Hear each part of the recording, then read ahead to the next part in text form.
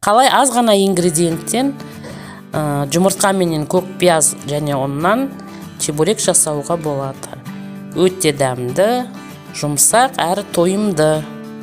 Соны сіздерге көрсететін болам. Міне біз ұнымызды салдық, 500 грамм ұн кетеді. 1 чайный ложка тұз, 2 қасық сұйық май және 200 грамм қайнап тұрған су құямыз.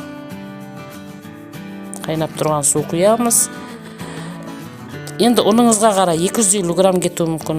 Менде 200 грамм кетті. Міне қолыммен елеп қамырды еледім. Қамыр өте жұмсақ және ыстық. Бұны пакетке 10 минутқа салып демалдырып қоямыз. Қамырымыз демалғанша біз начинка жасайық. Жұмыртқаны тураймыз.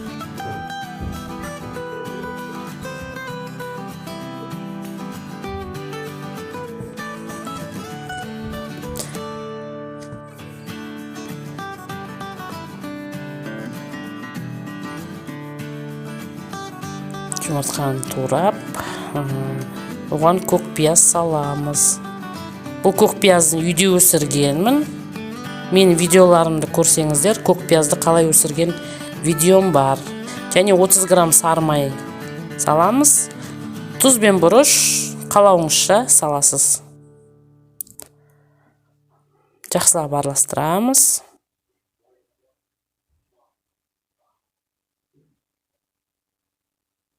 Міне қамырымыз да дайын болды. Бөліп кішкентай шариктер жасап аламыз. Қазір міне бөліп.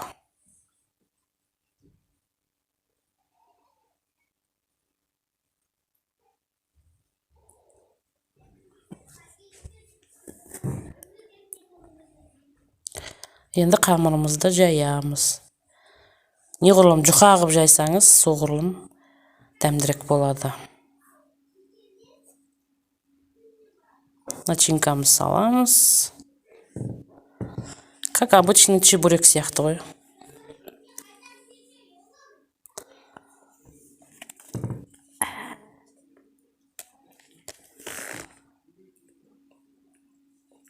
Және вилкаменен жабыстырып, кішкене әрлеп қоямыз.